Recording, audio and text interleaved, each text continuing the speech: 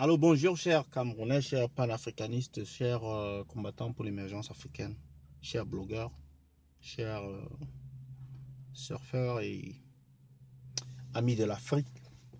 Aujourd'hui j'aimerais parler d'un sujet qui est un peu d'actualité au Cameroun en ce moment, c'est les transports publics. Alors j'ai dû parler des transports publics dans une vidéo ou dans deux vidéos précédentes où j'ai dit que quelqu'un qui prend le transport public au Cameroun doit s'assurer qu'il a déjà écrit son testament parce que lorsqu'on rentre dans un véhicule, on n'est pas sûr qu'on va arriver à destination.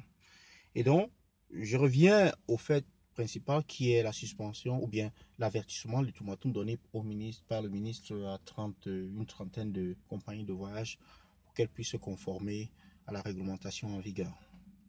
Alors voilà un pays où tout se passe et on est toujours en train de jouer le rattrapage partout. Les... Lorsqu'il s'agit de la sécurité routière, il y a plusieurs éléments qu'il faut prendre en considération. Il y a la responsabilité des transporteurs, il y a la responsabilité des autorités et il y a la responsabilité des usagers.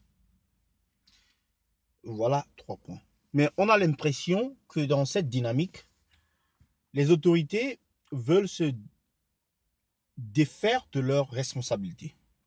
La responsabilité des autorités, je ne dis pas qu'il n'est pas bien de faire valoir la réglementation en vigueur, mais il faut également parler de la responsabilité des autorités parce que il n'y a pas un fait plus grave que celui-là.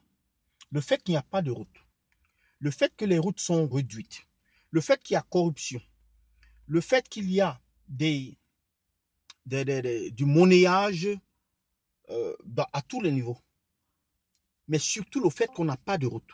Parce que quand on n'a pas de route, on se retrouve dans des pistes avec des véhicules qui eux aussi peuvent ne pas être en bonne et due forme ou bien en bonne condition. Et ce qui se passe, c'est comme si on transportait du bétail à l'abattoir. Et c'est comme ça, toutes les semaines, on a des morts. Toutes les semaines, on a des blessés.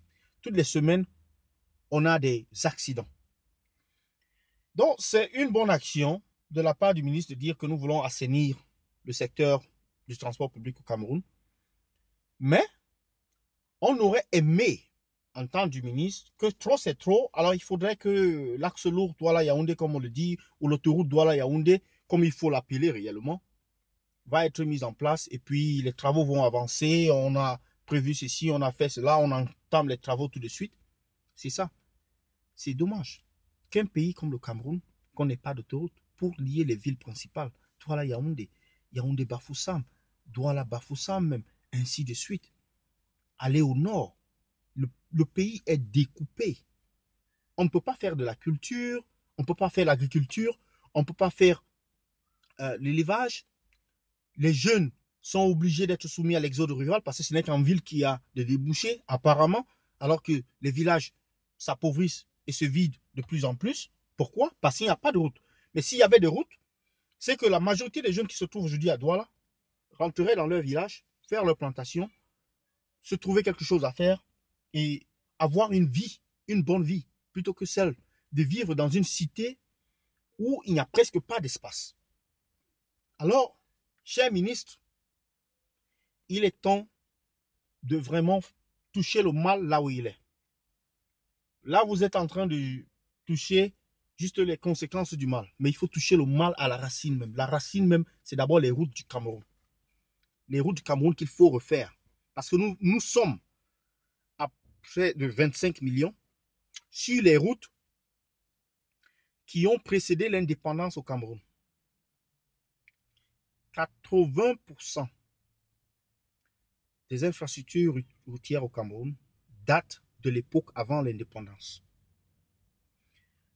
Moins de 20% même ont été réalisés entre 1960 et 2017.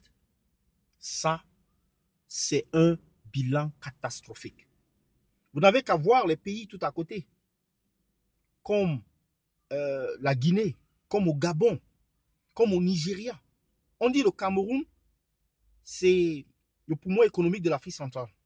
Mais franchement, si ce n'est que le port de Douala qui donne ça au Cameroun, franchement, ça ne vaut pas la peine.